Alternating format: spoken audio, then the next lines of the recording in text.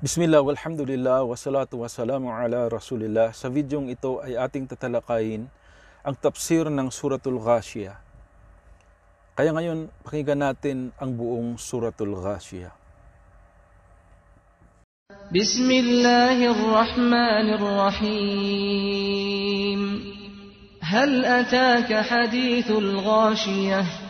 Wujuhun yawma idhin khashi'ah. عاملة ناصبة تصلى نارا حامية تسقى من عين آنية ليس لهم طعام إلا من ضريع لا يسمن ولا يغني من جوع وجوه يومئذ ناعمة لسعيها راضية في جنة عالية لا تسمع فيها لاغية فيها عين جارية فيها سرر مرفوعة وأكواب موضوعة ونمارق مصفوفة وزرابي مبثوثة أفلا ينظرون إلى الإبل كيف خلقت وإلى السماء كيف رفعت وإلى الجبال كيف نصبت وإلى الأرض كيف سطحت فذكر إنما أنت مذكر لست عليهم بمسيطر إلا من تولى وكفر فيعذبه الله العذاب الأكبر إن إلينا إيابهم ثم إن علينا حسابهم. Iyan ating napakinggan ang buong Suratul Ghashiyah. Bakit Al-Ghashiyah? Bakit ang katawagan nito ay Al-Ghashiyah? Ang Al-Ghashiyah ay pangalan nitong sura na ito na mapapansing nauugnay ito sa unang talata nito, na talatang patanong tungkol sa Al-Ghashiyah. Hal ataka hadithul Ghashiyah, na ang salin ay nakarating ba sa iyo ang patungkol sa Al-Ghashiyah? Ang Al-Ghashiyah ay isa sa mga pangalan ng araw ng paghuhukom na magaganap sa kabilang buhay. Marami ang iba pang mga pangalan ng araw ng paghuhukom. Kabilang sa mga pangalan ng araw ng paghuhukom ay Yawmul Qiyamah at Yawmul Akhir. Kabilang din sa mga pangalan nito ay Yawmul Ba'ath. At katawagan din ng araw ng paghuhukom ang Yawmul Azifah at Yawmul Taghabun at Yawmul Hisab. Higit sa 20 mga pangalan ang nabanggit sa Quran. At kabilang din sa mga pangalan ng araw ng paghuhukom ang Al-Ghashiyah. Ang unang aya nitong Suratul Ghashiyah ay Hal ataka hadithul Ghashiyah, na ang salin ay nakarating ba sa iyo ang patungkol sa Al-Ghashiyah? Iyan ang salin ng pinaiksing tafsir. Ang kinakausap sa talatang ito ay ang mensahero ng tagapaglikha, ang Nabi sallallahu alaihi wasallam. At ang mensahe ng tagapaglikha na ipinaabot sa mensahero ay siyempre mensahe rin para sa sangkatauhan na silang pinapaabutan ng mensahe. Iyan ay kabilang sa mga kawaid o mga standards sa pag-unawa sa mga talata sa Quran, na ang mensaheng pinapaabot sa mensahero ay mensahe rin para sa buong sangkatauhan na pinapaabutan ng mensahe. Liban sa mga talata na may kaadkibat na mga dalil o mapagbabasihan na nagpapahiwatig na ang mga iyon ay espesyal lamang para sa mensahero sallallahu alaihi wasallam. Hal ataka hadithul ghashiyah? Nakarating ba sa iyo ang patungkol sa al-ghashiyah? Ang patungkol sa araw ng paghuhukom? Paraan din ng pagsasabi na ipapabatid namin sa iyo ang tungkol sa mapanganib na sitwasyon sa araw na iyon at ang mga kakilakilabot na mga paghihirap na magaganap sa araw na iyon. Ang patanong na pagkakasabi rito ay talatang pabulalas. Ang mga ganitong talata ay tulad din ng sinabi ng dakilang tagapaglikha, hal ataka hadithu Musa. Nang salin ay nakarating ba sa iyo ang patungkol kay Musa o kay Propeta Moses alayhis salam? Ang ganitong mga klase ng talata na ganito ay nagdadala ng kahulugan o pakiramdam sa tagapakinig na ang susunod na mga salita rito ay naglalahad ng impormasyong gustuhin mong malaman. At gayon din nagpapahiwatig ng mga sasabihing impormasyon ay napaka mahalaga.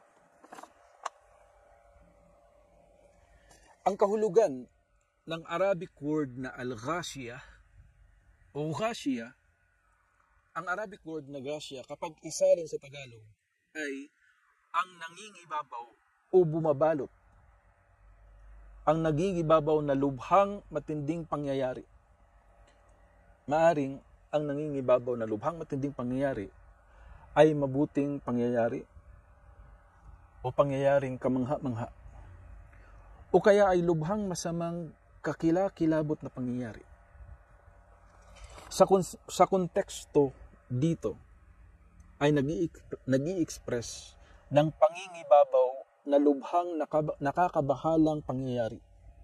Pangyayari na talagang nakapanlulupaypay, nakakapanghihina, pangyayaring maglulugmok sa tao sa sunod-sunod na mga nakakapagpapahirap sa araw na iyon. Dahil sa araw ng paghuhukom ay babalot sa mga tao ang mga kakilakilabot na mga kahirapan. Sa ilalim dito ang sangkatauhan mula sa pinakaunang henerasyon hanggang sa pinakahuling henerasyon ng mga tao. Sasapit sa kanila ang mga kakilakilabot na mga kaganapan at lubusang kadalamhatian. Sabi ng dakilang tagapaglikha, yawman kana syarruhu mustatira. Araw na ang pangyayaring masasama nito ay maglilipana. Yan ay salin ng pinaiksing kapaliwanagan. Yawman kana syarruhu mustatira. Araw na ang pangyayaring masasama nito ay maglilipana. Ang araw ng paghuhukom ay tinatawag ng ghashiyah dahil kapag mangyayari na ito, walang matatakasan ang mga tao. Walang matatakasan sa mga kakilakilabot na mga kaganapan ito. Na para bang ito ay kaganapan na mangingibabaw na babalot sa mga tao. Sinabi ng dakilang tagapaglikha, yawma yaghshahumul adhabu min fawqihim wa min tahti arjulihim. Na ang salin ay sa araw na mangingibabaw sa kanila ang pagdurusa mula sa kanilang dakong ibabaw at mula sa ilalim ng kanilang mga paanan. Yan ay salin ng kapaliwanagan. Marami ang nakasaad sa Quran na mga talata na inilarawan ang mga kaganapan sa araw ng paghuhukom. Deskripsyon ng matitinding mga kaganapan. Sinabi ng dakilang tagapaglikha, ya ayuhan nasu ttaqu rabbakum inna zalzalatas saati syai'un 'azim yawma tarawnaha tadhhalu kullu murdi'atin amma arda'at wa tad'u kullu dhati hamlin hamlaha wa tara an-nasa sukara wa ma hum bisukara walakin 'adzaballahi syadid. Na ang salin ay o kayong mga tao maging mangilag kayong magkasala sa Panginoon ninyo. Maging matakutin kayo sa dakilang tagapaglikha. Inna zalzalatas saati syai'un 'azim. Tunay na ang pagyanig ng huling sandali ay bagay na sukdulang kagimbal-gimbal. Yawma tarawnaha tadhhalu kullu murdi'atin amma arda'at. Sa araw na makikita ninyong lilisanin ng bawat nagpapasusong ina ang kanyang pinapasuso dahil sa tindi ng pangyayari. وَتَدَعُ كُلُّ ذَاتِ حَمْلٍ حَمْلَهَا, at mailalaglag ng bawat nagdadalang tao ang kanyang daladala sa sinapupunan. Every pregnant woman, bawat nagdadalang tao ay makukunan dahil sa tindi ng takot. وَتَرَى النَّاسَ سُكَارَى, at makikita mo ang mga tao na mga lasing. وَمَا هُمْ بِسُكَارَى, samantalang hindi naman sila lasing. وَلَكِنْ عَذَابَ اللَّهِ شَدِيدٌ, kundi ang pagdurusa ng kaparusahan sa araw na iyon ay matindi. Iyan ay salin ng kapaliwanagan, salin ng buod ng tafsir. Kasunod nitong unang talata ay ipinabatid sa atin ng dakilang tagapaglikha na ang mga tao sa araw na iyon ay mahahati sa dalawang kategorya. Kaya sa pangalawang aya, siya ay nagsabi, wujuhoy yawma idin khashi'a, na ang salin ay may mga mukha sa araw na iyon na maging kaawa-awa sa kanilang pagpapakumbaba. Iyan ay salin ng pinaiksing tafsir. Mga mukha ng mga mapagtakwil sa katotohanang dapat paniniwalaan. Yaong mga taong sa buhay sa mundo ay pabaya hinggil sa paghahanda para sa araw ng paghuhukom. Ang mga mukha nila ay kaawa-awa sa kanilang sinsirong pagpapakumbaba, maging sunod-sunuran at mga nahihiya dahil sa mga uri ng kahihiyan, iskandalo at kawalang dangal na makikita sa kanila. Wujuhoy yawma idin khashi'a, nang salin ay may mga mukha sa araw na yaon na maging kaawa-awa sa pagpapakumbaba.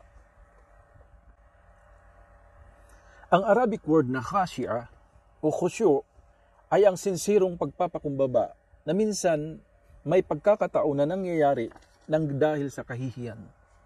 Tulad ng sinabi rin ng Allah subhanahu wa ta'ala sa Surah Ash-Shura, وَتَرَاهُمْ يُعْرَضُونَ عَلَيْهَا خَاشِعِينَ مِنَ الذُّلِّ, at makikita mo silang ihaharap na sinsiro sa pagpapakumbaba ng dahil sa kawalan ng dangal at kahihiyan. Yan ay salin ng tafsir. At tulad din ng sinabi ng Allah sa Suratul Qalam, khashi'ina absaruhum tarhaquhum dhillah, na ang salin ay nagpapakumbaba ang mga paningin nila na sila'y kaawa-awa na nangingibabaw sa kanila ang kahihiyan. Yan ay salin ng pinaiksing tafsir.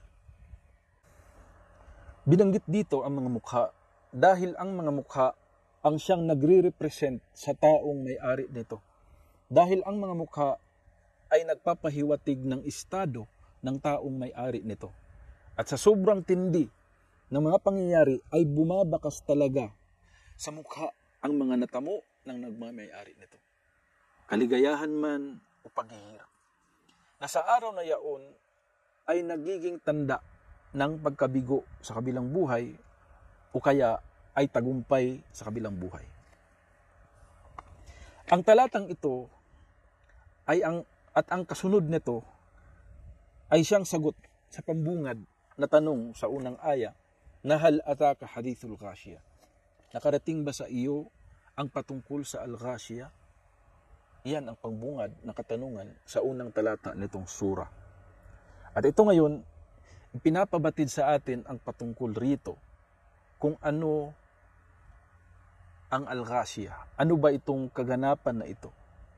Anong mga magaganap? Wujuhoy yawma idin khashi'a. May mga mukha sa araw na yaon na maging kaawa-awa sa pagpapakumbaba. Sa pangatlong aya, sinabi ng Allah subhanahu wa ta'ala, amilatun nasiba. Ang salin ay nagsusumikap sa pagsagawa at napapagod ng husto. Iyan ay salin ng pinaiksing tafsir. Pinagdadaanan ng mga pinaparusahang mga tao ang mga gawaing nakakapagpapagod sa kanila. Mga nakakapagod na mga gawain. ilalantad nito na pinapaalala sa kanila ang dati nilang gawaing hindi pagtalima sa tagapaglikha at ang hindi nila pagsunod sa mga iniutos sa kanila dahil sa kanilang pride at pagkaarugante. Kaya't sa kabilang buhay ay pinarurusahan sila sa paraang sila doon ay magsusumikap sa mga gawain na talagang nakakapagpapagod sa kanila. Nabanggit sa mga tafsir na meron doon mga kumakaladkad ng mga kadena o mayroong mga magbubuhat ng mabibigat na mga pusas. At ang paglusong sa apoy ng kaparusahan, na tulad ng paglusong ng tao sa putikan, ay gawain na talagang nakakapagod. Mga gawaing itinalaga sa araw ng muling pagkabuhay. Ang mga ito ay gawaing pagpapahirap at pagpaparusa. Ang pinahihirapan sa kaparusahan sa kabilang buhay ay magtitiis ng mga hindi kayang tiisin. Dumaranas ng mahihirap at masasakit na pagdurusa. Ang mga taong mananahan sa apoy ng kaparusahan, doon sa apoy ng kaparusahan ay magtatrabaho, mapapagod ng labis na pagkakapagod at mahihirapan. Sa Suratul Jin, sinabi ng dakilang tagapaglikha, وَمَنْ يُعْرِدْ عَنْ ذِكْرِ رَبِّهِ يَسْلُكْهُ عَذَابًا سَعَدًا. Nang salin ay sino mang aayaw sa paalala ng kanyang Panginoong tagapaglikha ay igagawad sa kanya ang pumasok sa pagdurusang palubha ng palubha. Iyan ay salin ng pinaiksing kapaliwanagan. Nangangahulugan na ito ay kaparusahan na matinding paghihirap sapagkat ito ay palubha ng palubha. Palubha ng palubha sa pinarurusahan. Mas lalong tumitindi, dumadagdag sa kanya, kaya't hindi niya ito makakayanan. Sa ika-4 na aya, sinabi ng Allah, tasla naran hamiya. Nang salin ay sila ay isasalang sa apoy na napakainit. Yan ay salin ng pinaiksing kapaliwanagan. Ipapasok sila sa napakainit na apoy, papalibot sa kanila mula sa lahat ng dako. Ito ay ang apoy ng kaparusahan. Na ang init nito ay sukdulan, na kung ikumpara sa nararamdamang init dito sa mundo, ang init doon ay 70 times, 70 doble ang init. Sabi ng Nabi sallallahu alaihi wasallam, narukum juz'un min 70 juz'an min nari jahannam. Nang salin ay ang inyong apoy sa mundo ay isang bahagi lamang kung hahatiin ng 70 bahagi ang init ng apoy ng kaparusahan sa kabilang buhay. Narukum juz'un min 70 juz'an min nari jahannam. Beripikadong sahih ang hadith na ito, iniulat ni Al-Bukhari. At ang salin ay salin ng kapaliwanagan. Tasla naran hamiya. Naran, apoy, hamiya, napakainit. Ang init ay alam nating katangian ng apoy. Alam natin na kapag may apoy ay may init. Kaya ang pagkabanggit nito dito ay nangangahulugan, ito ay lubhang napaka mainit. Nahigit pa sa kung anumang maaaring init na taglay ng apoy. Apoy na talagang pinapainit ng higit pa. Nang nabanggit ang apoy na napakainit, may dating ito sa tagapakinig na ang ganoong sitwasyon ay nangangailangan ng maiinom pampawi ng uhaw dahil sa sobrang init. Ang patungkol nito ay ipinahiwatig at ipinaliwanag sa sumusunod na talata.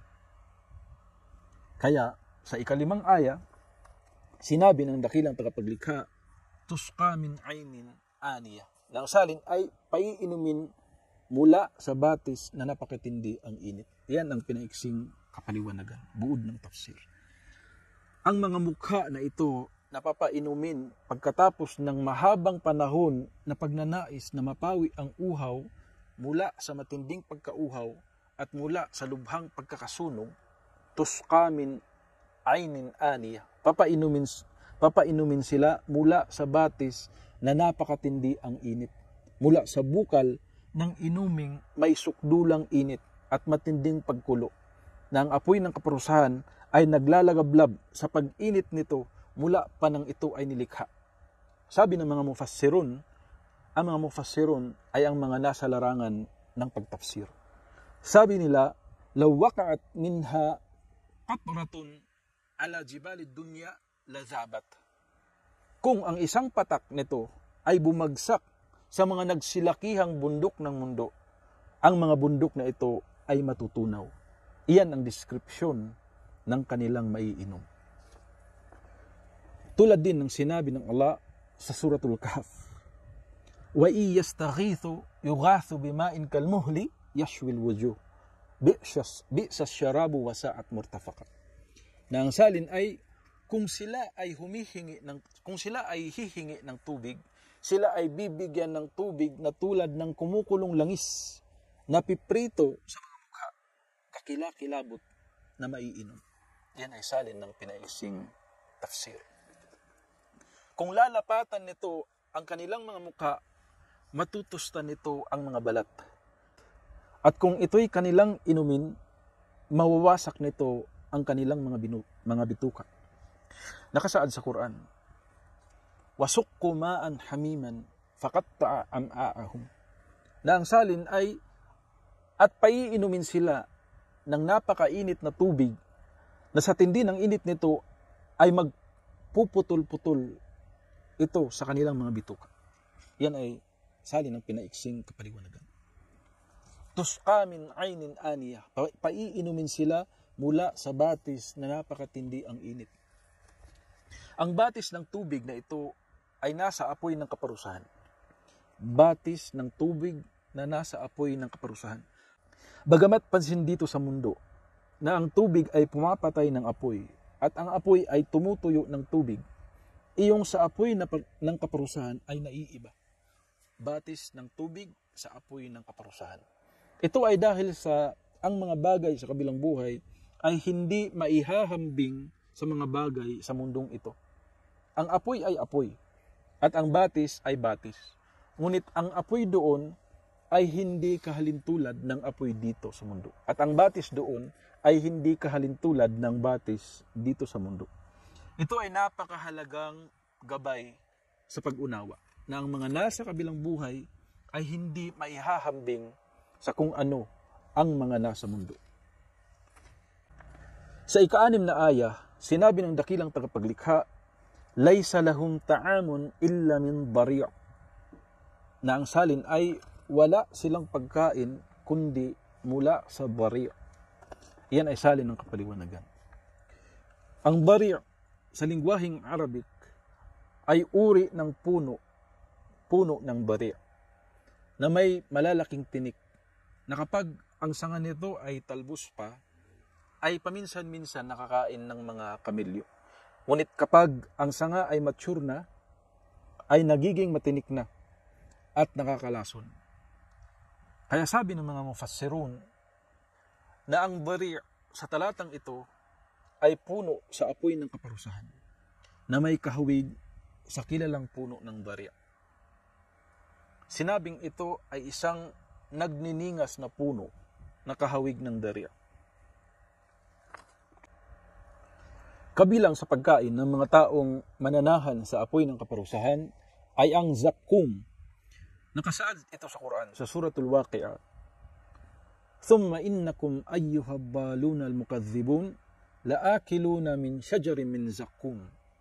Na ang salin ay pagkatapos tunay na kayo o mga naliligaw na mga tagapagsinungaling, laakiluna min shajarin min zakkum, ay talagang mga kakain mula sa mga puno ng zakkum.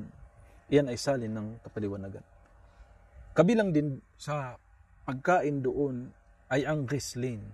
Nakasaad sa Quran, sa Suratul Haqa, wala ta'amun illa min ghislin.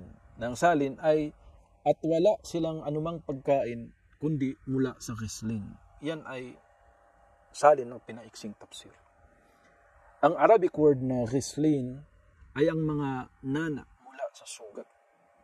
Kaya ang mga aya na ito ay mauunawaan na may mga tao doon na ang makakain lamang nila ay dari'.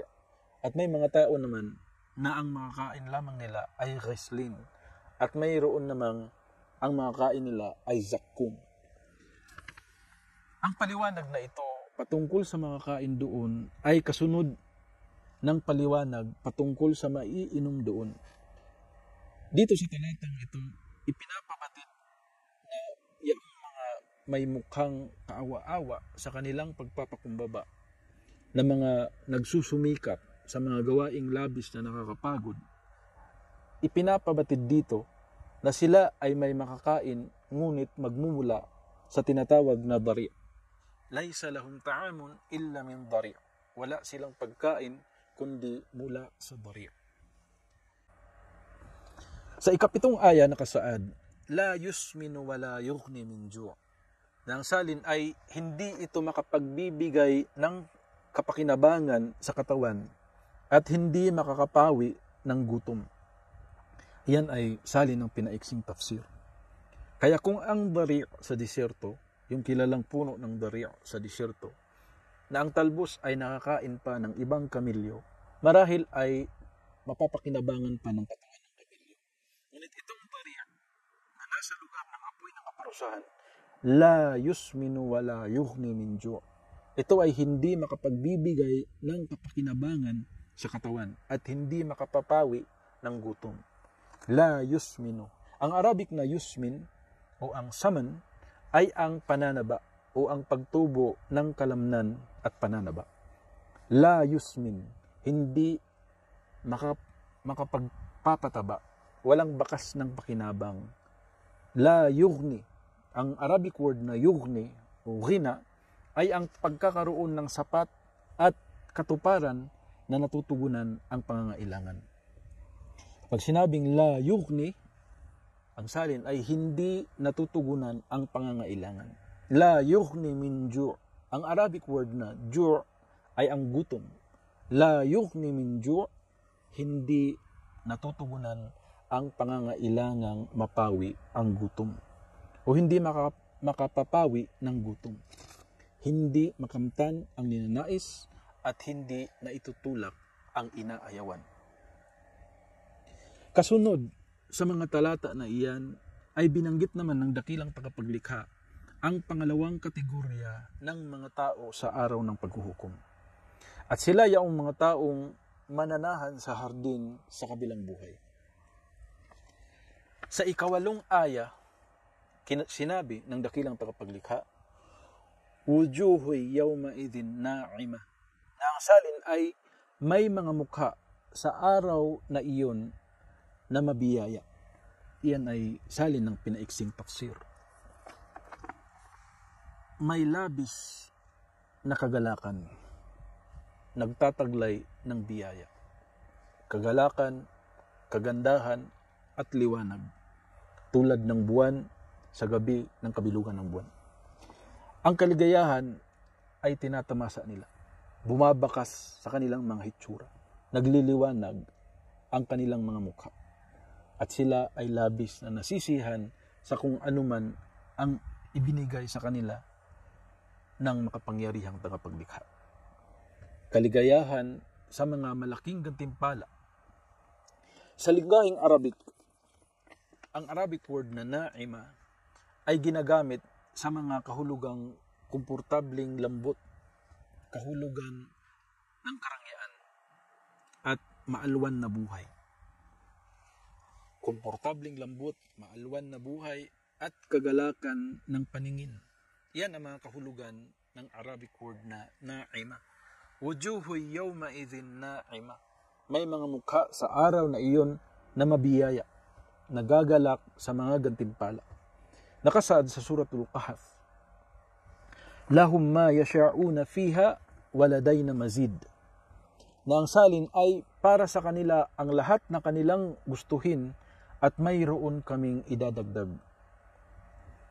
Na ang tao doon ay tatanungin kung ano ang kanyang gusto.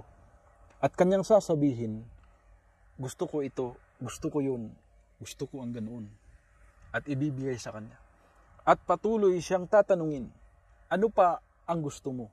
At sasabihin niya, gusto ko ito, gusto ko yun, gusto ko rin ang ganun. At ibibigay sa kanya. At patuloy nasasabihin sa kanya, ano pa ang gusto mo?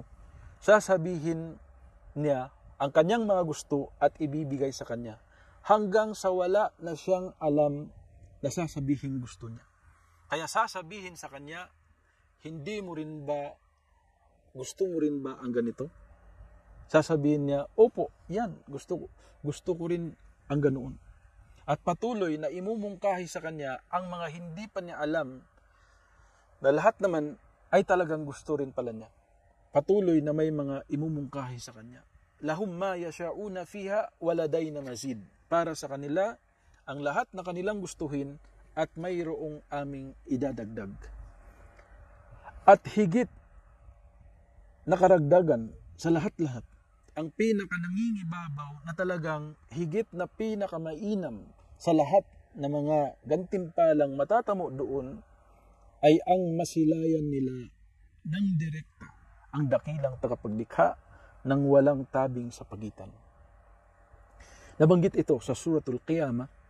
Sinabi ng Allah Ta'ala, wujuhu yawma idhin nadira ila rabbiha nadira. Nang salin ay may mga mukha sa araw na iyon na nagliliwanag sa kagalakan nang sila'y nakatanaw sa kanilang Panginoong tagapaglikha. Yan ay salin ng pinaiksing tafsir. Nabatid mula sa konteks na ang kinakausap sa talatang ito ay ang mensahero ng tagapaglikha, ang Nabi sallallahu alaihi wasallam. Mula sa unang aya na hal ataka hadithul ghashiyah, na ang salin ay nakarating ba sa iyo ang patungkol sa al-ghashiyah, na ang kinakausap sa kabanatang ito ay ang mensahero ng tagapaglikha, ang Nabi sallallahu alaihi wasallam.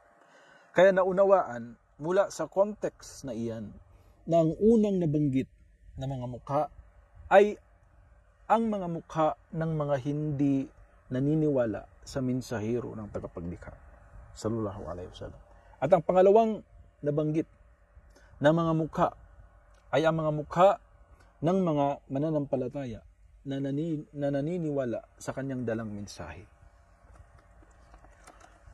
Natalakay natin na ang al-ghashiyah ay isa sa mga pangalan ng araw ng paghukom. Natalakay natin na ang kahulugan ng Arabic word na al-ghashiyah o ghashiyah, kapag isalin sa Tagalog, ay ang nangingibabaw o bumabalot. Ang nangingibabaw na lubhang matinding pangyayari. Dito sa talatang ito, pansin na sa sinabi ng Allah subhanahu wa ta'ala, yawma idhin, sa araw na iyon, sa araw ng paghuhukom, sa araw ng ghashiyah. Ito ay nagpapahiwatig na ang ghashiyah o ang nangingibabaw na lubhang matinding pangyayari na ito ay magaganap sa magkabilang dalawang kategorya ng mga taong nabanggit. Ngunit sa kondisyon na ito ay magkakaiba ayon sa pagkakaiba ng mga tao. Sa unang kategorya, mangingibabaw sa kanila ang lubhang nakakabahalang pangyayari. At sa pangalawang kategorya ay mangingibabaw sa kanila ang lubhang nakakagalak na pangyayari. Kaya itong ghashiyah o ang nangingibabaw na lubhang matinding pangyayari ay magaganap sa taong mabuti ang sinabit at gayon din magaganap sa mga taong masama ang sinapit. Kaya ito ay pangkalahatan. Kaya ang ghashiyah para sa mga taong mananahan sa apoy ng kaparusahan ay ang ghashiyah na mangingibabaw sa kanila ang lubhang nakakabahalang pangyayari. Dahil babalot sa kanila ang pagdurusa sa kanilang physical at emotional. Oo, sa kabilang buhay ay may physical at emotional rin. May katawan ang tao doon. At naruroon pa rin ang relasyon ng katawan at kaluluwa. Ngunit syempre, iba ang katawan doon kumpara sa katawan dito sa mundo. Kung dito sa mundo, magkaiba ang katawan ng sanggol kumpara sa grown up at ang relasyon ng katawan at kaluluwa sa taong sanggol kumpara sa relasyon ng katawan at kaluluwa sa isang taong grown up na, ang katawan ng tao sa kabilang buhay ay lalong naiiba. Nakasaad sa Quran, kullama nadujat juluduhum baddalnahum juludan ghayraha liyadhuqul adam. Sa tuwing maluto ang kanilang mga balat, ay papalitan namin ng panibagong balat upang kanilang malasap ang kaparusahan. Kaya kung ang init ng apoy doon ay 70 times sa init ng apoy sa mundo, at sa ganoong kalagayan ay may panahon pa na maluto ang balat ng katawan ng tao at hindi agad matutusta ang buong katawan. Kung gayon, anong klaseng katawan meron ang tao doon? Siyempre, iba ang katawan ng tao doon. Yun nga, ang grasya ng mga mananahan sa apoy ng kaparusahan, nangingibabaw ang lubhang kakilakilabot na pangyayari.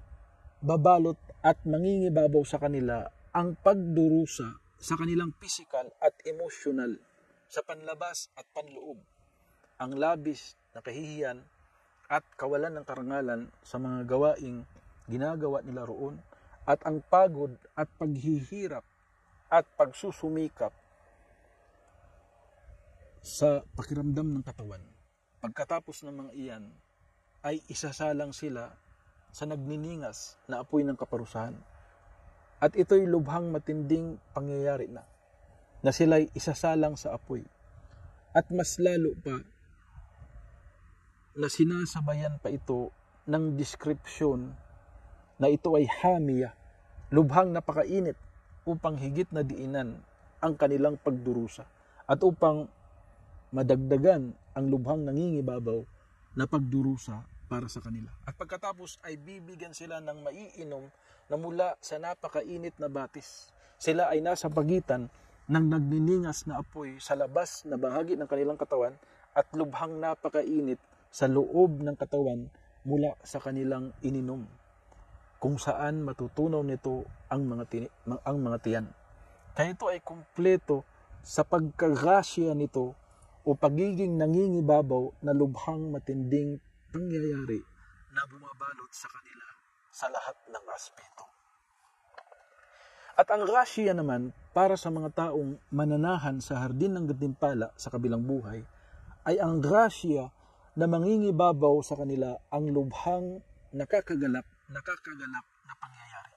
Babalot sa kanila ang ganap na kaligayahan at lubos na kagalakan. Maliwanag ang kanilang mga mukha na puno ng biyaya.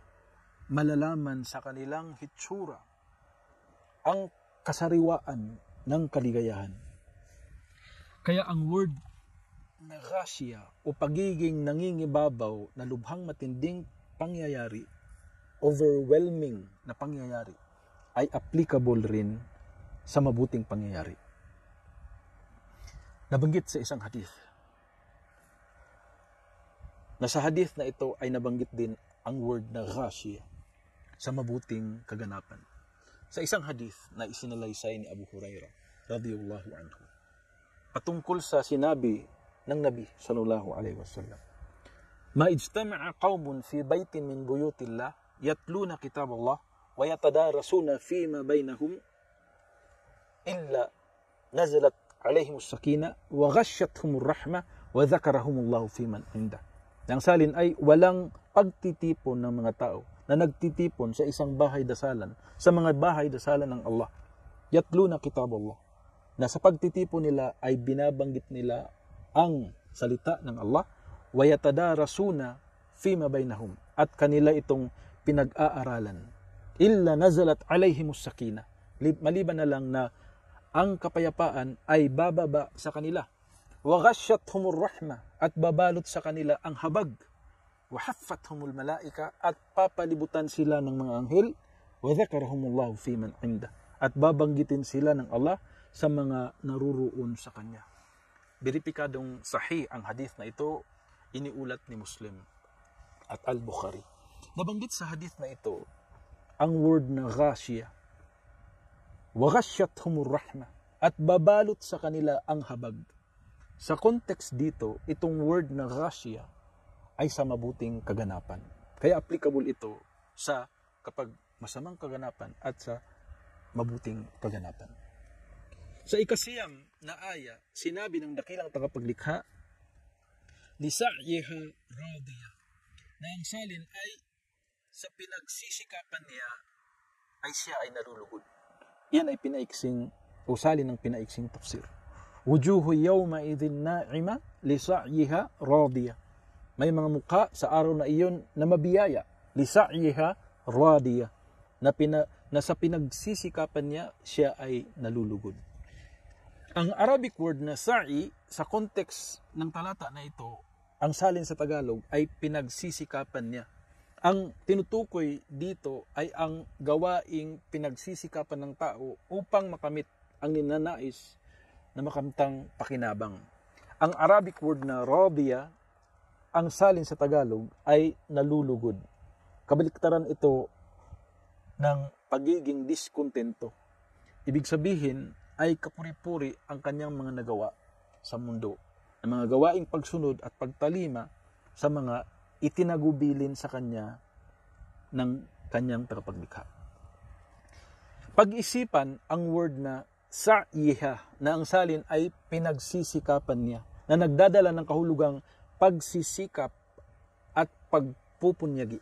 May karagdagang kahulugan ito sa Arabic na siyempre makukunan din natin ng aral. Ito ay nagtataglay din ng kahulugang agarang pagsunod sa kabutihan. Tulad ng sinabi ng dakilang tagapaglikha, Ya ayyuhalladhina amanu idha nudiya lis-salati min yawmil jum'ati fas'au ila dhikrillahi wa dharul bay'. Dhalikum khairul lakum in kuntum ta'lamun. Nang salin ay o kayong mga naniniwala, kayong mga nagpupundar ng mga haligi ng iman. Idha nudiya lis-salati min yawmil jum'a, kapag nanawagan na para sa pagdarasal sa araw ng Jum'a, fas'au ila dhikrillahi, ay magmadali kayo tungo sa pag-alaala kay Allah, wa dharul bay', at iiwan na ninyo ang inyong mga transaksyon. Dhalikum khairul lakum in kuntum ta'lamun. Iyon ay higit na mabuti para sa inyo kung inyo lamang nababatid. Yan ay salin ng kapaliwanagan. Nabanggit sa aya na ito ang word na sa'i.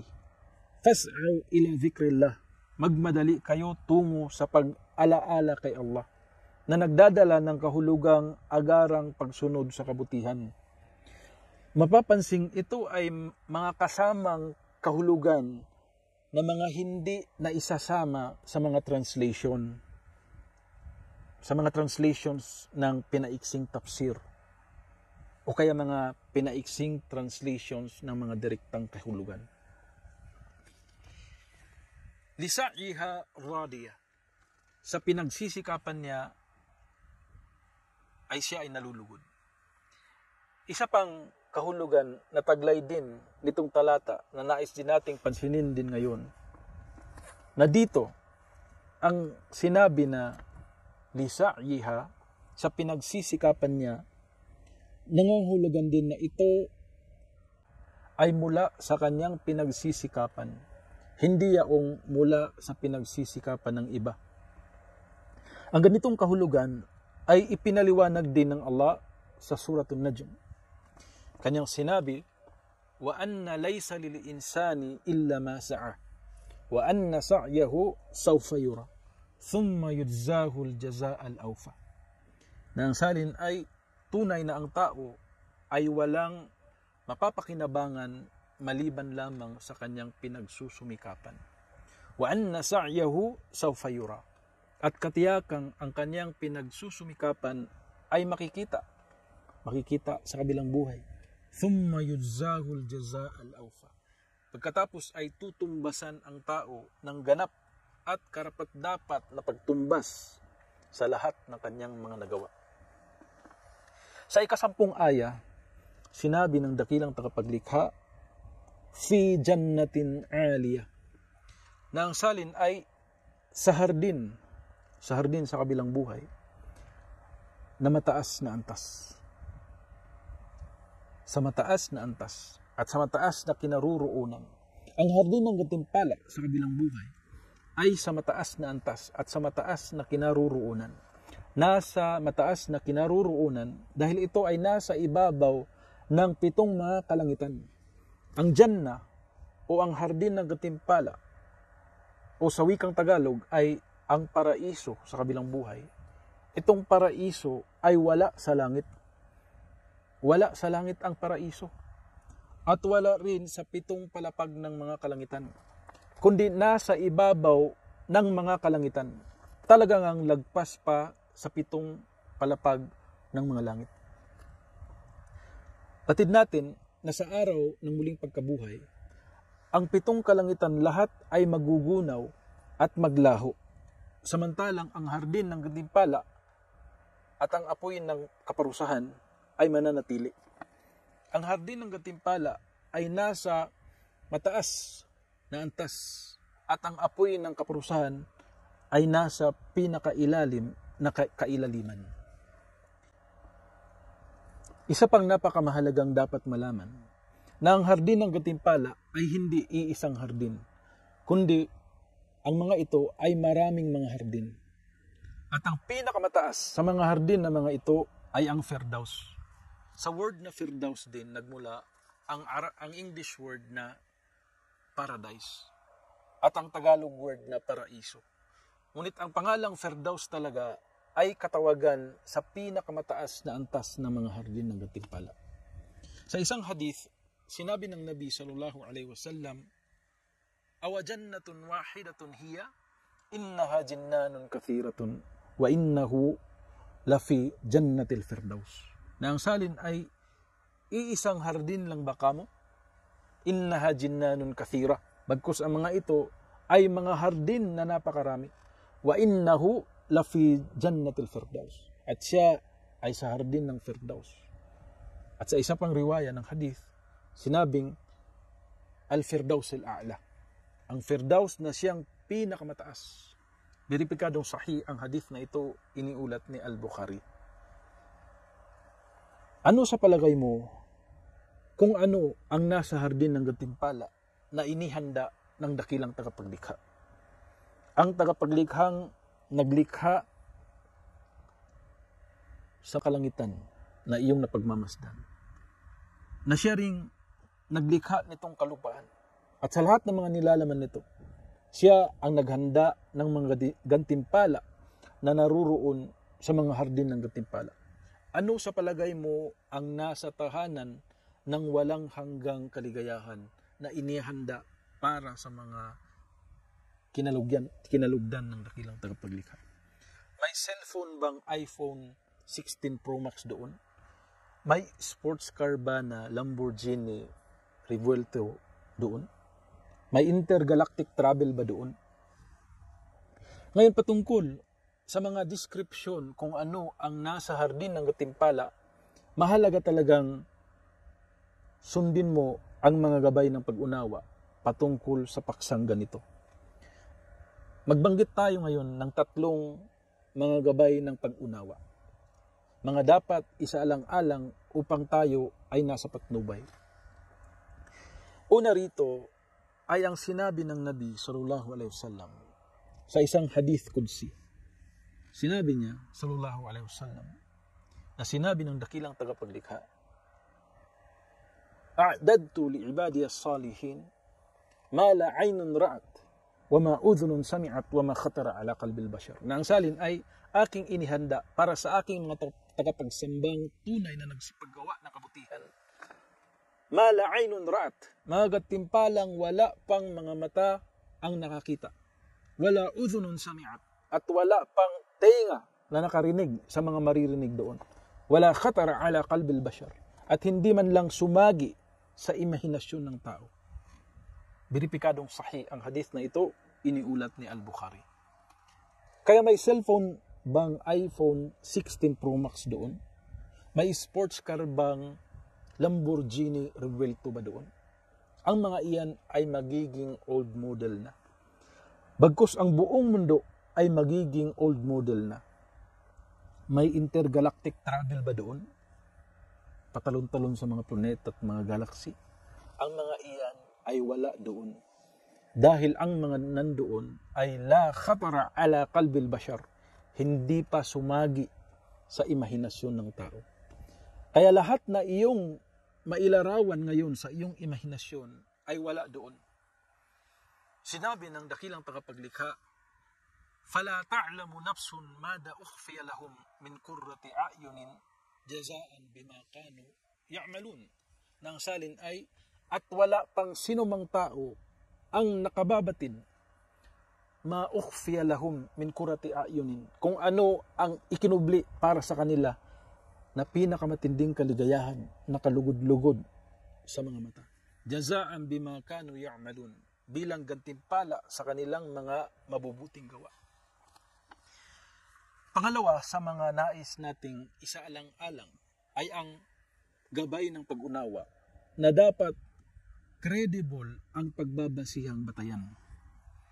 Ang original na statement ng tagapaglikha at ang mga authentic na mga statement ng mensahero ng tagapaglikha lamang ang siyang credible na mapagbabasihan patungkol sa mga bagay na lagpas sa kapasidad ng tao na kanilang direktang maimbestigahan. Ang mga bagay sa kabilang buhay ay mga bagay na hindi direktang naiimbestigahan ng tao. Hindi nila kapasidad ang magtungo doon at direktang magsuri. Hindi nila kapasidad ang direktang mag-obserba sa mga naroroon. Hindi nila natitistingan ang mga kailangang tistingin. O kaya, hindi nila maulit-ulit ang mga kailangang ulit-ulitin sa pagsuri. Kaya hindi credible ang tao na magsalita hinggil sa mga ito. Dahil lubhang mahalaga ang kasiguraduhan, lalo na ang patungkol sa mga haligi ng iman. Ang hinggil sa deskripsyon sa kung ano ang mga nasa hardin ng gantimpala ay kabilang sa al-imanu bil yawmil akhir o ang paniniwala sa araw ng paghuhukom. Nasaklaw nito ang patungkol sa kabilang buhay. Kaya sa panahon natin ngayon, ang credible na basihan lamang ay ang Quran at ang mga authentic na hadith. Dahil dapat original na statement ng tagapaglikha at ang mga authentic na mga statement lamang ng mensahero ng tagapaglikha sallallahu alaihi wasallam ang basihan. Labag sa alituntunin ng paniniwala ang maniwala ng mga detalyeng hindi sigurado at lalo na ng mga detalyeng hindi kapanipaniwala. Pangatlo, sa dapat laging isaalang-alang ay ang gabay sa pag-unawa na ang mga deskripsyong nabanggit sa Quran at Hadith ay katotohanan at dapat paghawakan sa puso't isipan. Ngunit ang mga karagdagang detalye ng paglalarawan na nabubuo sa isipan ay karagdagang hindi naaangkop. Halimbawa, sinabi sa isang hadith, "Inna fil jannati la shajara yasiru raqibu fi dhilliha mi'ata sana ma yaqta'uha." Nang salin ay katotohanan sa Jannah ay may punong kahoy. Kung lalakbayin ng nakasakay ang lilim ng punong kahoy na ito, sa 100 taong paglalakbay ay hindi pa rin niya tuluyang matawid yung lilim na iyon. Beripikadong sahih ang authenticity ng hadith na ito at ang salin ay salin ng kapaliwanagan. Alam natin kung ano ang punong kahoy at kung ano ang lilim, shade. Ngunit magkaiba ang aktwal na hitsura ng mga puno at iba pang mga karagdagang detalye. Dito sa mundo, nakikita natin na iba ang hitsura ng puno ng mangga. Ikumpara mo sa puno ng niyog at ikumpara mo sa puno ng saging. How much more kung ikumpara mo sa puno na nandoon sa Jannah. At ang mga nandoon sa Jannah ay la khatara ala qalbil bashar. Hindi pa sumagi sa imahinasyon ng tao. Kaya ang mga karagdagang detalye ng paglalarawan na nabubuo sa isipan ay mga karagdagang hindi naaangkop.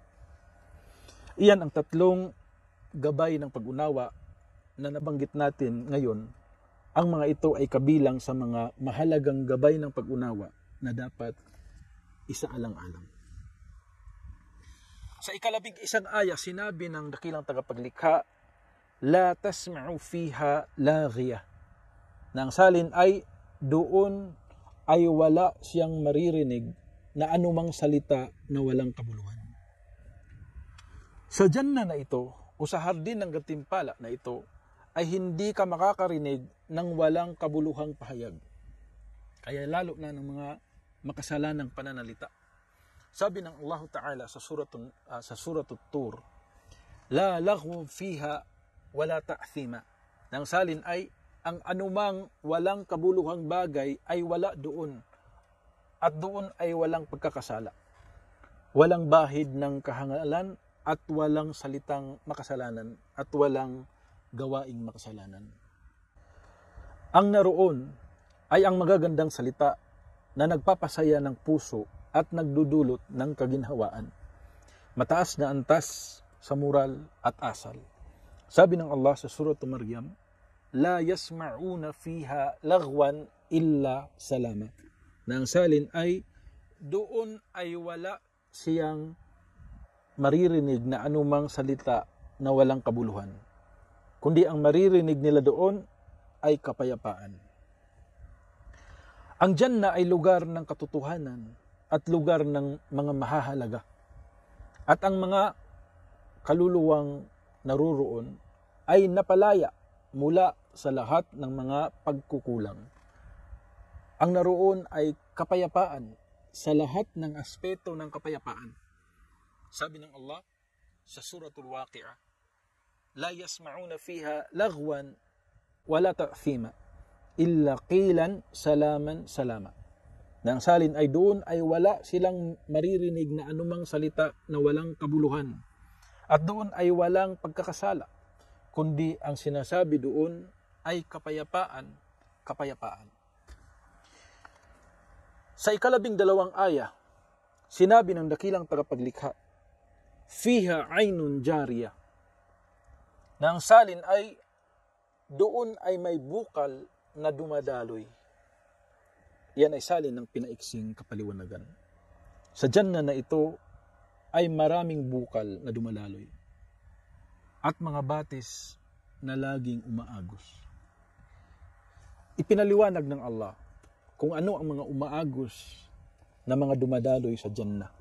Sa Surah Muhammad, sinabi ng Allah, fiha anharun min ma'in ghayru asin wa anharun min labanin lam yataghayyar ta'muhu wa anharun min khamrin ladzatan lisharibin wa anharun min asalin musaffa.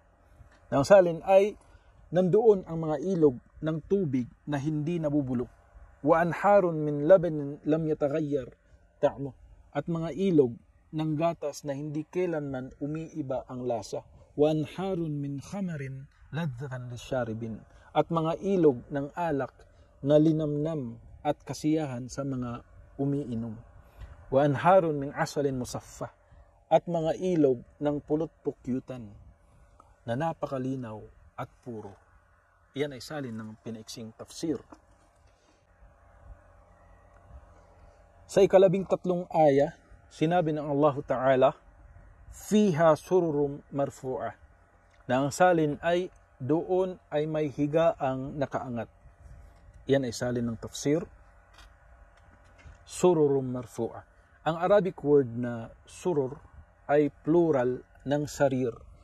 Ang sarir ay bed o kama o higaan.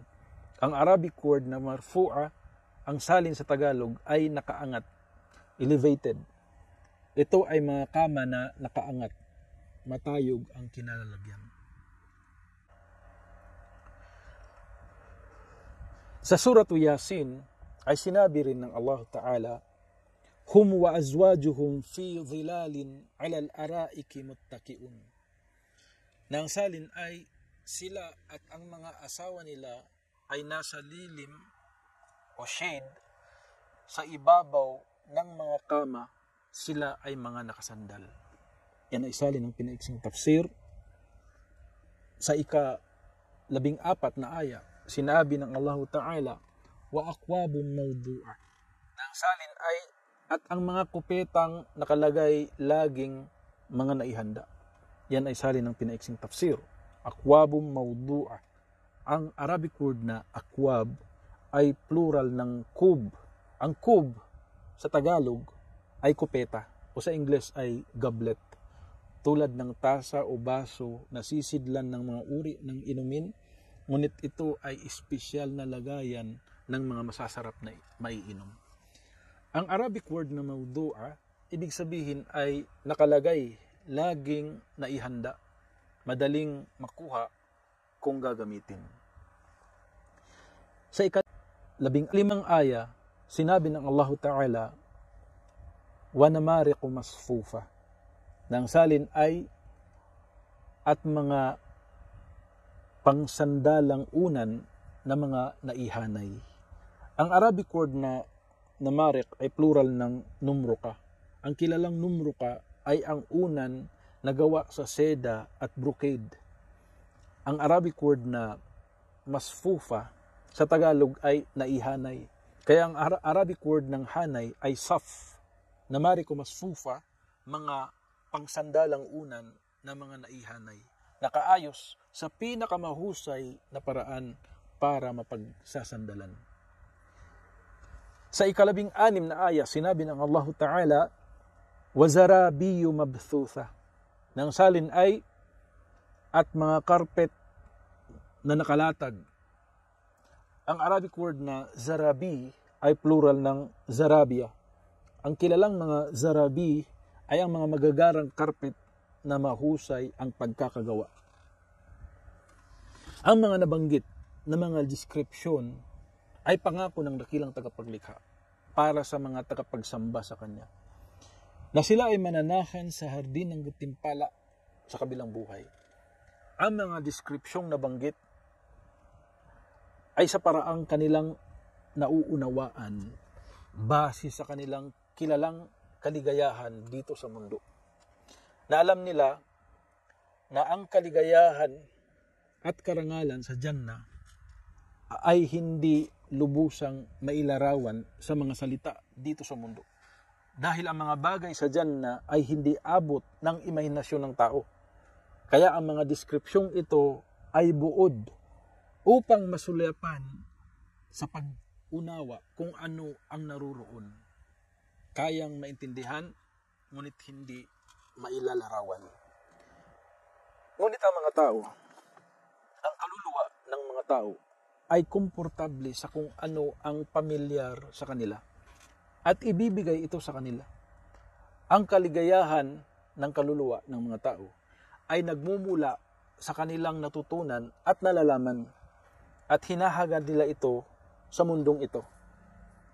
Ang mga hinahangad na ganoon ay tutugunan ng higit pa. Kaligayahan na labis na hihigit pa kaysa nakikita nila dito sa mundo. Kaya huwag isipin na ang mga sisidlan ng inumin, maiinom, na nabanggit at ang mga kama at mga sandalang unan at ang mga karpet na iyon ay katulad ng kung ano ang nasa mundong ito. Dahil ang mga nandoon sa Jannah ay la khatara ala qalbil bashar, hindi pa sumagi sa imahinasyon ng tao. Sa Suratul Sajdah, sinabi ng dakilang tagapaglikha, فَلَا تَعْلَمُ نَفْسٌ مَاذَا أُخْفِيَ لَهُمْ min qurrati a'yunin jazaan bima kanu ya'malun. Nang salin ay wala pang sinumang tao ang nakababatid maukhfiya lahum min qurrati a'yunin, kung ano ang ikinubli para sa kanila na pinakamatinding kaligayahan na kalugod-lugod sa mga mata. Jazaan bima kanu ya'malun, bilang gantimpala sa kanilang mga mabubuting gawa. Ang mga bagay ay may parihong pangalan, ngunit ang aktwal na hitsura at iba pang mga detalye ay magkaiba. Kaya sabi ni Ibn Abbas, laysa fil akhirah mimma fid dunya illa al-asma'i faqat. Walang naruroon sa kabilang buhay na nagmumula sa kung anuman ang nandirito sa mundo maliban sa mga pangalan lamang. Hindi pa natin alam ang aktwal na hitsura ng mga mapapala doon sa hardin ng Gatimpala. Kahit pa kung nakikita natin ang mga kapangalan ng mga ito dito sa mundong ito. Kaya ibahin ang mga nandirito sa mga nandoroon. Pagkatapos ay ginabayan ng dakilang tagapaglikha ang kanyang mga tagapagsamba na tumingin sa kanyang mga nilikha na nagpapahiwatig sa kanyang pagkamalikhain at kakayahan, dakilang kakayahan. Pagkatapos ng mga deskripsyong nabanggit, ay nagpatuloy ang Suratul Ghashiyah sa pagbanggit ng mga patunay na mga napagmamasdan. Sa 17 aya, sinabi ng dakilang tagapaglikha, Afala yanzuruna ilal ibili kayfa khuliqat. Nang salin ay, kaya hindi ba sila tumingin sa mga kamelyo kung papaanong nilikha ang mga ito? Ito ay uri ng pahayag na pagtatanong, hindi upang makakuha ng sagot, kundi ay pagsaway sa mga pabaya. Pagsaway sa mga hindi nagnilay-nilay hinggil sa kaakibat nitong mga nilikhang kanilang napagmamasdan. Itinatakwil ba ninyo ang mga nabanggit na mga magaganap sa kabilang buhay? Itinatakwil ba ninyo ang mensahe ng mensahero na galing sa dakilang tagapaglikha? Hindi ba ninyo napagmamasdan ang mga kamelyo kung paano nilikha sa pinakamahusay na pagkakabuo? Pagmasdan ang pagkalikha ng kamelyo. Ang paa nito ay angkop sa buhangin ng disyerto na hindi nahihirapang maglakad sa buhangin ang kamelyo. Lumulutang sa buhangin at hindi bumabaon ang mga paa nito. Ang mga paa ng kamelyo ay matatangkad, kaya nailalayo ang katawan at ang nakasakay nailalayo sa buhangin na mainit. At ang mga mata ng kamelyo ay may 2 talukap. Pangalawang talukap ay manipis. Ito'y ginagamit sa sunstorm na kahit hindi nakapikit ang unang talukap ay hindi pa rin napupuwing ang mga mata dahil may isa pang manipis na talukap, kaya nakakaaninag pa rin kahit may sunstorm. Kamangha-mangha ang pagkalikha ng kamelyo. Patunay ng pagkamalikhain ng dakilang tagapaglikha na siya ring naglikha sa mga gantimpala at kaparusahan sa kabilang buhay. Kapasidad niya ang paglikha ng mga kamelyo, kapasidad rin niya ang paglikha sa mga naruroon sa kabilang buhay. At gayon din na ang mga nilikha ay palatandaan sa darating na araw ng paghuhukom, dahil lahat na bahagi ng nilikha ay mahahalaga. Ang bawat bahagi ay may purpose. Ang unang talukap ng mata ng kamelyo ay may silbi. Ang pangalawang talukap ay may silbi. Ang bawat bahagi ay may silbi. Ang buong kamelyo ay may silbi, may purpose. Ang buong sannilikha ay may silbi.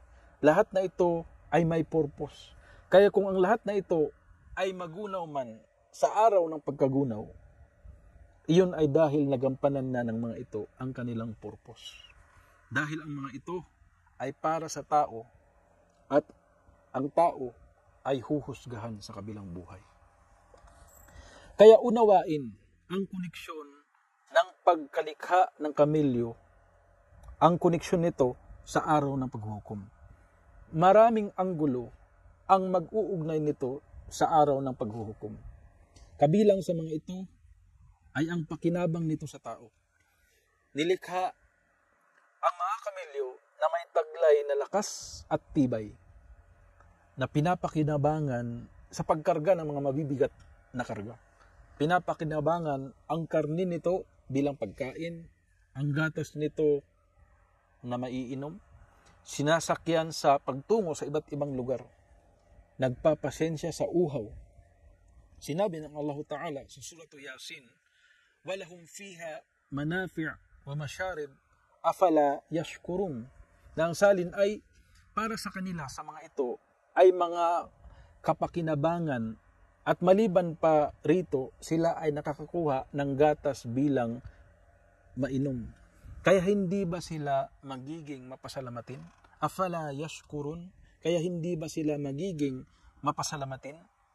Pansinin na bigla itong naiuugnay sa tao kung siya ba ay maging mapasalamatin o hindi. At sa araw ng paghuhukom, huhusgahan ang tao sa kanyang mga nagawa. Magnilay-nilay at unawain ang koneksyon sa pagitan ng nilikha na naiuugnay sa araw ng paghuhukom. Pagkatapos ay nagpatuloy sa susunod na mga talata sa paggabay na pagnilayan naman ang kalangitan na isa pang dakilang nilikha ng tagapaglikha.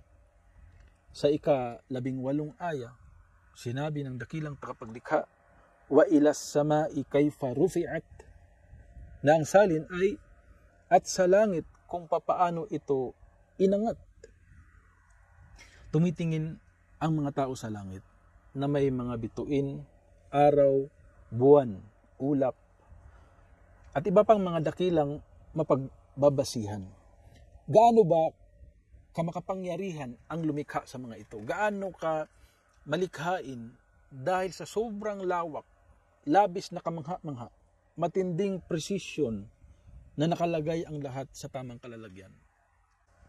Sa Suratu Kaf, sinabi ng dakilang tagapaglikha, afalam yanzuru ila as-sama fawqahum kayfa banaynaha wa zayyannaha wa ma laha min furuj. Nang salin ay hindi ba nila pinagmamasdan ang langit sa ibabaw nila kung paano namin itinayo ng matatag ang pagkakatayo at amin itong pinalamutian at walang anumang depekto. Paano inangat ang langit sa ganoong matayog na pagkakaangat? Matayog na walang makakaabot, labis na pagkakaangat habang wala naman itong haligi. Walang posting kumakarga, walang sandalan na sinasandalan.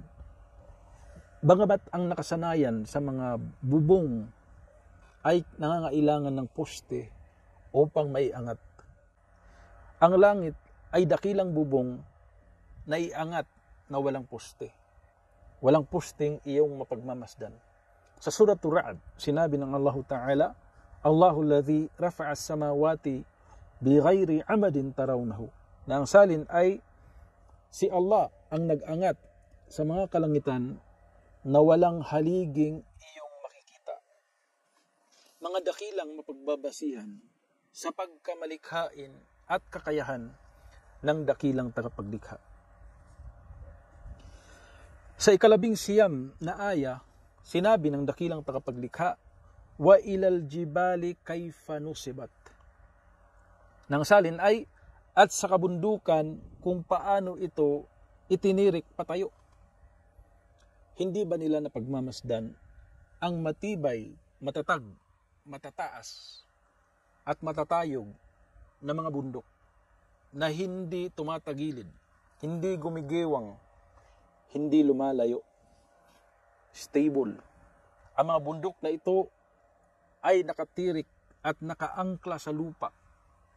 Ayon sa mga eksperto, ang bundok na nakikita sa surface ng lupa ay 1/3 na bahagi ng kabuuhang laki ng bundok. Nakabuuhang laki ng bundok. 1/3 ang nakalabas, 2/3 ang nakabaon sa ilalim. At ang pagpapatatag ng mga bundok sa lupa ay sa pamamagitan ng pagpapalawak ng kanilang mga ugat sa mga layer ng crust ng lupa. Higit na malaking bahagi ang nasa ilalim kumpara sa kanilang panlabas na taas na iyong makikita. Kung ang mga kabundukan ay hindi na riyan, gagalaw at uusog ang kalupaan at mamamatay ang mga may buhay sa ibabaw ng lupa.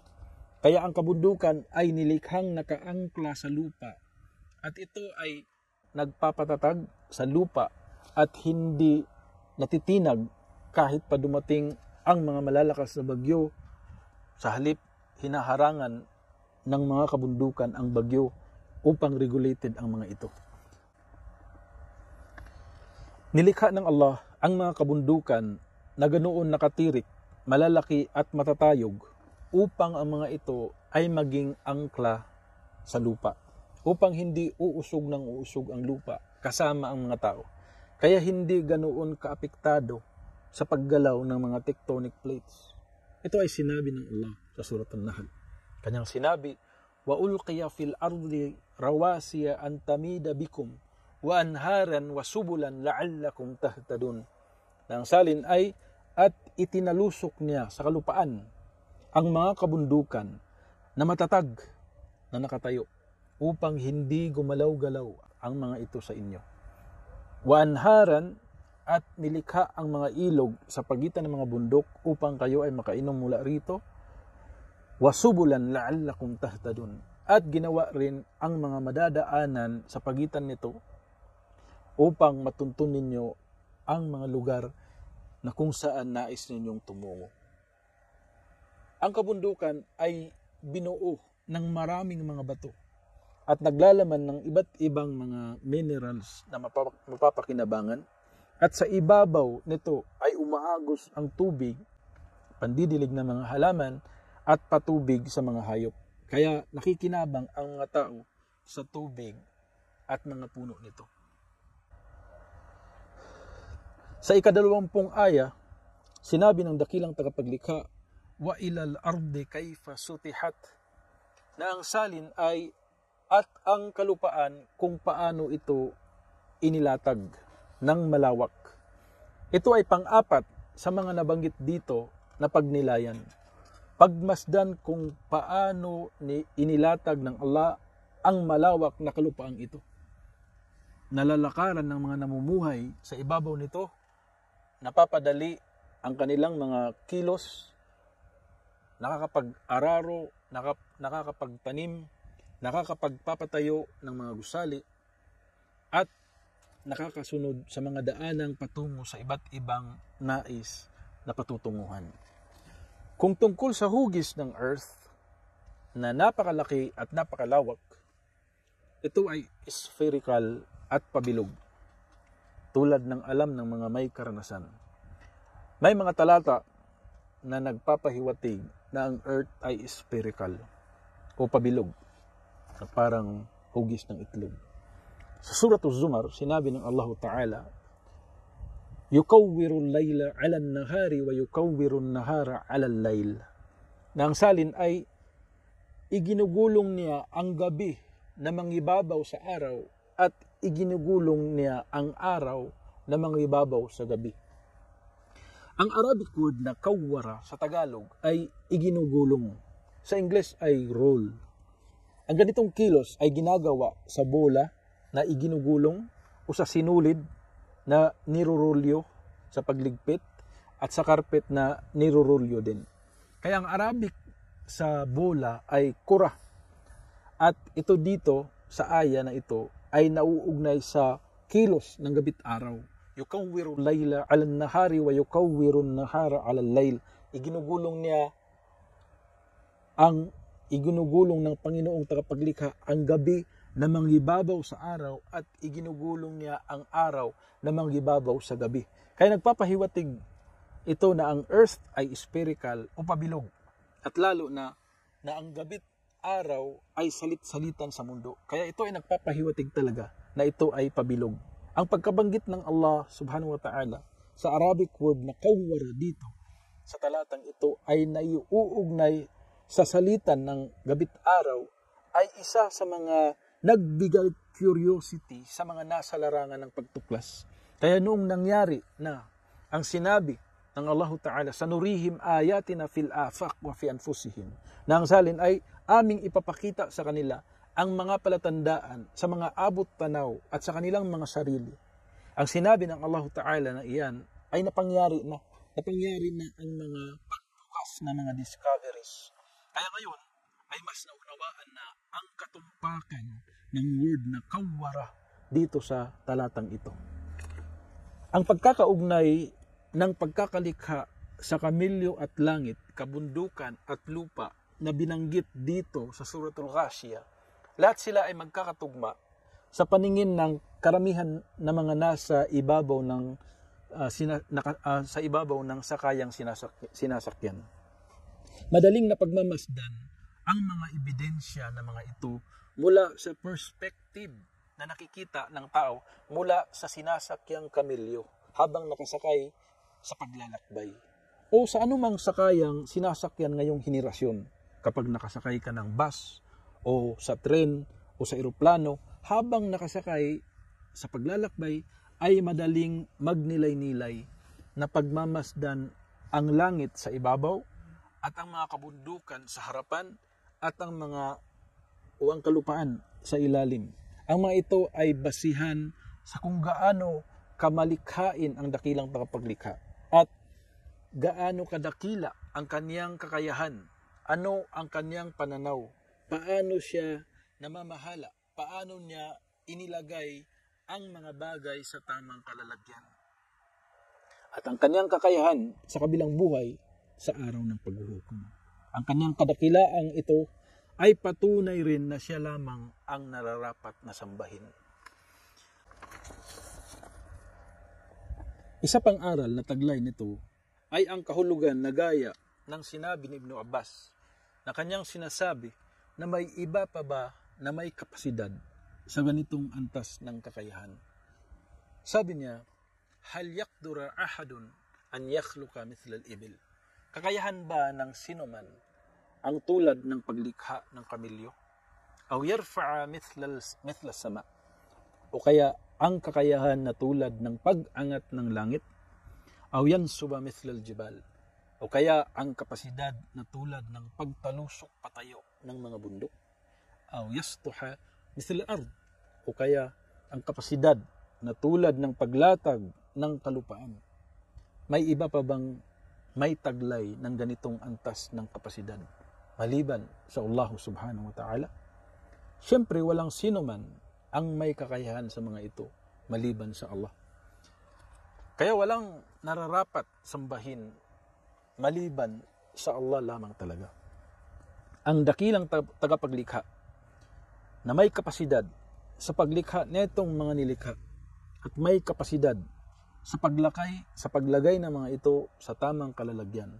Siya ang may kapasidad sa pagbangon muli sa mga tao at paghusga sa kanila sa kabilang buhay sa araw ng paghuhukom at pagpataw ng kaparusahan at pagbigay gantimpala base sa kanilang mga nagawa. Sa ika-21 at ika-22 na aya, sinabi ng Allah Ta'ala, فَذَكِّرْ إِنَّمَا أَنْتَ مُذَكِّرْ لَسْتَ عَلَيْهِمْ بِمُسَيْطِرْ. Nang salin ay kaya't paalalahanan mo sila, O Muhammad. Ikaw ay isang tagapagpaalala. لَسْتَ عَلَيْهِمْ بِمُسَيْطِرْ. Ikaw ay hindi tagapwersa sa kanila. Hindi mo gawain ang pamimilit o pwersahin sila para maniwala. Meaning, paalalahanan mo sila sa lahat ng sitwasyon at sa bawat lugar. Paalalahanan ang mga tao at payuhan sila, bigyan ng babala at bigyan sila ng magandang balita dahil ikaw ay ipinadala upang manawagan sa mga tao na sila ay magbalik loob sa dakilang tagapaglikha sa kanilang sariling kapasyahan at kusang pagsubmita. Kaya paalalahanan mo sila at ito lamang ang kailangan mong gawin. Kung iyo itong magawa, pagkatapos nito, kung anuman ang kanilang gagawin, ay hindi ikaw ang mananagot sa kung anuman ang kanilang gagawin pagkatapos mo silang mapaalalahanan. Ang kahulugan na ito ay tulad din ng sinabi ng Allah Ta'ala sa Surah Qaf, وَمَا أَنْتَ عَلَيْهِمْ بِجَبَّارٍ فَذَكِّرْ بِالْقُرْآنِ مَنْ يَخَافُ وَعِيدٍ. Nang salin ay, ikaw o Muhammad ay hindi nakakapagpapasunod sa kanila ng sapilitan upang sila ay maging mananampalataya. Kaya magpaalala ka sa pamamagitan ng Quran sa sino mang nangangamba sa aking babala. At hindi lahat ng tao ay nakikinabang sa paalaala. Ang mga mananampalataya sa tagapaglikha ang silang makikinabang dito. Sinabi ng Allah Ta'ala sa Surah Al-Dhariyat, fadhakkir fa inna dhikra tanfa'ul mu'minin. Nang salin ay magpaalala ka sapagkat tunay na ang paalala ay napapakinabangan ng mga mananampalataya. May aral din na matutunan sa gabay na ito. May aral na matutunan dito na kapag ikaw ay nakarinig ng paalala at ang paalalang narinig mo ay hindi umapekto sa iyong puso, dapat na ikaw ay maalarma at suriin mo ang iyong sarili dahil maaaring may mali sa iyong paniniwala na siyang sanhi na ang paalala ay hindi umapekto sa iyo. Wadhakkir fa inna dhikra tanfa'ul mu'minin. Magpaalala ka sapagkat tunay na ang paalala ay napapakinabangan ng mga mananampalataya. Fadhakkir innama anta mudhakkir. Kaya paalalahanan mo sila, O Muhammad. Innama anta mudhakkir. Tunay na ikaw ay isang tagapagpaalala. Sinabi rin ng Allah Ta'ala sa Suratul Ra'd, fa innama 'alaykal balagh wa 'alaynal hisab. Na ang salin ay ang iyong tungkulin ay upang ihatid sa kanila ang mensahe. Yan lamang ang iyong tungkulin. At sa amin ang pagtutuos. Iyan ang salin ng aya. At gayon din, ang Allah ang siyang gagawad na masynchronize ang lahat upang tuluyang magabayan ang isang tao. Sa Suratul Baqarah, sinabi ng Allah Ta'ala, laysa 'alayka hudahum walakin Allahu yahdi man yasha. Na ang salin ay wala sa iyo, O Muhammad, ang pagpatnubay sa kanila. Subalit si Allah ang nagpapatnubay sa sino mang kanyang ninais. Ang paghatid ng mensahe ay ginawa ng Nabi sallallahu alaihi wasallam. Sa pinakamahusay na paraan, siya ay nagpaalala at nagbigay babala mula noong siya ay isinugo na sinabi ng Allah Ta'ala sa kanya, qum fa'andhir. Nang salin ay bumangon ka at ipahayag mo ang babala. At hanggang sa huling oras ng kanyang marangal na buhay, hindi niya binitiwan ang pagsusumikap sa pagpapaalala. Sa bawat sitwasyon at sa bawat oras at pati sa mga panahon na may pinsalang sinapit niya mula sa mga taong kanyang pinapaabutan ng paalala. At hanggang sa huling yugto, nakinuha na siya ng Allah subhanahu wa ta'ala sallallahu alaihi wasallam. Fadhakkir innama anta mudhakkir. Kaya paalalahanan mo sila, O Muhammad. Ikaw ay isang tagapagpaalala. Lasta alaihim bimusaytir. Ikaw ay hindi tagapersa sa kanila. Hindi mo gawain ang pamimilit o persahin sila para maniwala. Sa context na ito, ang musaytir ay ang tagapersa, ang mapilit at persahan o ang diktador. Ibig sabihin, wala kang kapangyarihan o kontrol sa mga tao na pilitin sila sa pananampalataya. Sa halip, ang otoridad at kontrol ay sa dakilang tagapaglikha. Siyang namamahala at nagmamay-ari ng sanlibutan. Sa halip, ang iyon lamang ay ang maihatid ang mensahe. At ito ay iyon ang nagampanan. Hindi uobra ang puwersa at pamimilit para maniwala ang pinapaabutan ng mensahe. Hindi ganoon ang mekanismo. Hindi po pwede ang mag-resort sa pamimilit dahil sila ay nilikhang malaya at may mga kalayaang magpasya.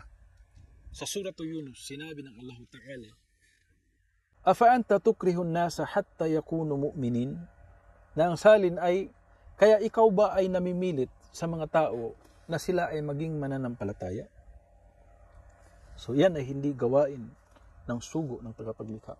Kaya kapag ang isang tao, kung siya ay nagda'wa, o nagbigay ng paalala, o nagpayo, at ang dalang payo ay malinaw na tama at malilinaw na kabutihan. Pagkatapos ang pinapayuhan ay nagmamatigas ang ulo, o tumututol at hindi sumasang-ayon, samantalang malinaw naman na tama, malinaw naman na mabuti, ngunit dahil sa pride ay tumututol o nagsasabing, gagawin ko ang anumang gusto ko. Kung gayon, ang nagbibigay ng payo ay hindi dapat mabahala. Sapat na naiparating ang payo. Dahil sa Suratul Qasas, sinabi ng dakilang tagapaglikha, innaka la tahdi man ahbabta, walakin Allahu yahdi man yasha, wa huwa a'lamu bil muhtadin. Nang salin ay katotohanan ngang hindi mo mapapatnubayan ang sino mang iyong minahal na mapatnubayan. Subalit si Allah ang pumapatnubay sa kanyang nais mapatnubayan. Wa huwa a'lamu bil muhtadin. At siya ay higit na nakakaalam sa mga napapatnubayan. Siya ang ganap na nakakaalam sa sino mang karapat-dapat na gabayan. Kaya sila ay ginabayan. Kaya sila ay ginabayan ng Allah Ta'ala dahil alam ng Allah ang katotohanan ng kanilang mga pagkatao at nasa kanilang mga puso. Ngunit huwag malito dito sa kalagayang ikaw ay namamahala. Halimbawa, ikaw ang padre di pamilya at dapat mong ipatupad ang nararapat sa iyong nasasakupan. Dapat huwag itolerate sa pamilya ang mga makasalanang gawa. At ang responsibilidad na iyan na pagiging padre di pamilya ay iyong pananagutan base din sa iyong kapasidad. Sinabi ng Nabi sallallahu alaihi wasallam, kullukum ra'in wa kullukum mas'ulun an ra'iyatih. Na ang salin ay lahat kayo ay mga pastol at lahat kayo ay responsable sa kanyang pinapastolan. Meaning, bawat isa sa inyo ay may responsibilidad at sa araw ng paghukom ay pananagutan ng bawat isa sa inyo ang hinggil sa kanyang responsibilidad. Kaya wag malito sa ganong sitwasyon na kayo ay naghahawak ng inyong mga pinamamahalaan. Sa ika-23 at ika-24 na aya, sinabi ng Allah Ta'ala, illa man tawalla wa kafar fayu'adhibuhu Allahu al-'adhab al-akbar. Nang salin ay ngunit sino mang tumalikod at nagtakwil, kafar, ay parurusahan siya ng Allah ng parusang pinakamalaki. Iyan ay salin ng pinaiksing kapaliwanagan. Ang Arabic word na illa dito ay lil istithna'il munqati', ng meaning ay lakin. Na ang salin sa Tagalog ay ngunit, na kasing kahulugan ng subalit. Ang Arabic word naman na tawalla, ang salin sa Tagalog ay tumalikod. Hindi tumanggap ng katotohanan at hindi nakikinig kung ano ang katotohanan. Kahit pa kung narinig ng kanyang tenga, pero hindi pinapakinggan ng kanyang puso. Ang kahulugan na ito ay katulad ng sinabi ng Allah Ta'ala sa Suratul Anfal, ya ayyuhalladhina amanu ati'u Allah wa rasulah wa la tawallaw anhu wa antum tasma'un wa la takunu kalladhina qalu sami'na wa hum la yasma'un. Nang salin ay o kayo na mga nagpupundar ng mga haligi ng iman. Ya ayyuhalladhina amanu ati'u Allah wa rasulah. Tumalima kayo sa Allah at sa kanyang mensahero. Wala tawallaw anhu wa antum tasma'un. At huwag kayong tumalikod sa kanya habang kayo ay nakakarinig. Wala takunu kalladhina qalu sami'na wa hum la yasma'un. At huwag kayong matulad sa mga nagsasabing, oo, nakarinig kami. Samantalang sila pala ay hindi talaga nakikinig. Yan ay salin ng tafsir. Illa man tawalla wa kafar fayu'adhibuhu Allahu al-'adhab al-akbar. Ngunit ang sino mang tumalikod at nagtakwil, kafar, sa malilinaw na katotohanan na mga dapat paniwalaan at talimahin, ay parurusahan sila ng Allah ng parusang pinakamalaki. Sino mang tumalikod sa pagsunod dahil sa kanyang pride at pagmamaliit sa kapwa man o dahil sa anumang kanyang pagnanasang ligaw, kaya hindi tumanggap ng mensaheng dala ng mensahero ng tagapaglikha sallallahu alaihi wasallam at kanyang itinakwil ang dakilang tagapaglikha, pagkatapos na siya ay pinaalalahanan, kung gayon siya ay parusahan ng pinakamatinding kaparusahan. فَيُعَذِّبُهُ اللَّهُ الْعَذَابَ الْأَكْبَرِ. Kung gayon ay parurusahan siya ng Allah ng parusang pinakamalaki. Ang al-'adhab al-akbar ay ang parusang pinakamalaki. Ang tinutukoy dito ay ang pinakamatindi at pangmatagalang pagdurusa sa araw ng muling pagkabuhay, sa kabilang buhay, sa apoy ng kaparusahan, na ang init nito ay matindi at ang ilalim na kailaliman nito ay malayo. Samantalang mayroon ding maliliit na parusa sa mundong ito. May pagdurusa sa mundong ito sa pamamagitan ng gutom, tagtuyot, aksidente, sakuna, mula sa lindol, bagyo, baha, sunog, at maaaring ang parusa ay sa pamamagitan ng pagkakasakit o lubhang karamdaman ng katawan, o pagdurusa sa isipan, o sa kalagayan ng pamilya, o sa pagmamay-ari at salapi, o sa kalagayan ng lipunan. Ngunit ang lahat ng paghihirap na dinaranas ng isang mapagtakwil sa mga katotohanan dapat paniwalaan, ang lahat ng paghihirap na dinaranas niya sa mundong ito, at pati na rin sa barzakh. Ang barzakh ay ang pagitan ng kamatayan at araw ng paghuhukom. Ang mga ito ay maliliit lamang kung ihambing sa parusa sa apoy ng kaparusahan, na siyang al-'adhab al-akbar, o ang parusang pinakamalaki. Sa 25 aya, sinabi ng Allah Ta'ala, "Inna ilayna iyabahum," na ang salin ay katiyakang tungo sa amin ang kanilang pagbabalik. Iyan ay salin ng pinaiksing kapaliwanagan, pinaiksing tafsir.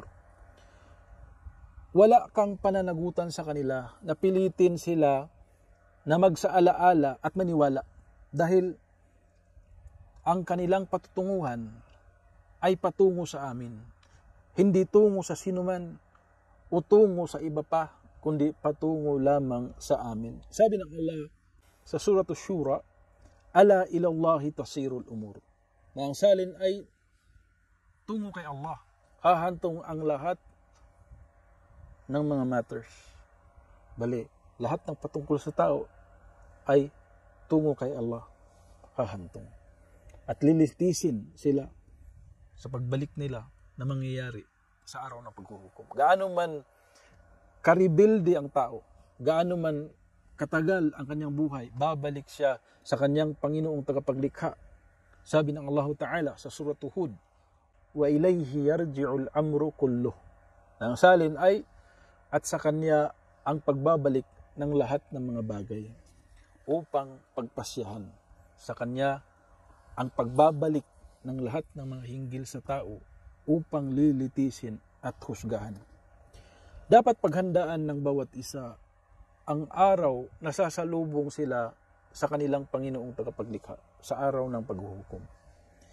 Sinabi ng Allah Ta'ala sa Suratul Inshiqaq, "Ya ayyuhal insanu innaka qadihun ila rabbika qadhan famulaqih." Nang salin ay, "O tao, tunay na ikaw ay nagsusumikap ng talagang pagsusumikap, at ang kahantungan ng mga ito ay ang iyong Panginoong tagapaglikha. At pagkatapos ay aabot ang araw na kayo'y haharap sa Kanya." Yan ay salin ng kapaliwanagan. Sa araw na ang bawat tao ay direktang kakausapin ng dakilang tagapaglikha, nang walang takapagsalin, walang translator. Sa isang hadith na isinalaysay ni Adi ibn al-Hatim radhiyallahu anhu, isinalaysay niya na sinabi ng Nabi sallallahu alaihi wasallam, "Ma minkum min ahadin illa sayukallimuhu Allahu yawmul qiyamah, laysa bainahu wa bainahu tarjuman." Na ang salin ay, bawat isa sa inyo ay direktang kakausapin ng Allah sa araw ng paghuhukom, nang walang nasa pagitan na tagapagsalin, walang translator. Beripikadong sahih ang hadith na ito, iniulat ni Al-Bukhari at Muslim. gaano karaming mga kasalanan ang ating nagawa na tinakpan ng dakilang tagapaglikha dito sa mundo. Kaya walang nakakaalam tungkol sa mga ito. Subalit alam ng dakilang tagapaglikha ang lahat. Kaya dapat tayong humingi ng kapatawaran sa dakilang tagapaglikha, ng maraming paghingi ng kapatawaran. At dapat tayong magparami ng pagsagawa ng mga mabubuting gawa na magiging dahilan na tayo ay mapawalang sala hanggang sa tayo ay haharap sa dakilang tagapaglikha na inaasahan natin na ipinapanalangin natin na tayo'y kanyang patawarin at kalugdan. Sa ika-26 na aya, sinabi ng Allah Ta'ala, "Thumma inna alayna hisabahum." Na ang salin ay pagkatapos ay katiyakan na sa amin ang paglilitis sa kanila. Yan ay salin ng pinaiksing kapaliwanagan. Nasa amin at hindi sa iba ang paglilitis pagkatapos na sila ay makakabalik na magaganap sa araw ng muling pagkabuhay, sa araw ng paghukom. Ang paglilitis sa kanila ay siyang layunin ng kanilang pagbabalik. Binantaan sila ng maraming babala. Ang pagkaantala sa kanilang parusa ay isang palugit na panahon. Huwag akalaing hindi na paparusahan ang mga nagkasala at mga nag-abuso. Sa halip, pananagutin sila ng dakilang tagapaglikha sa kanilang mga ginawa.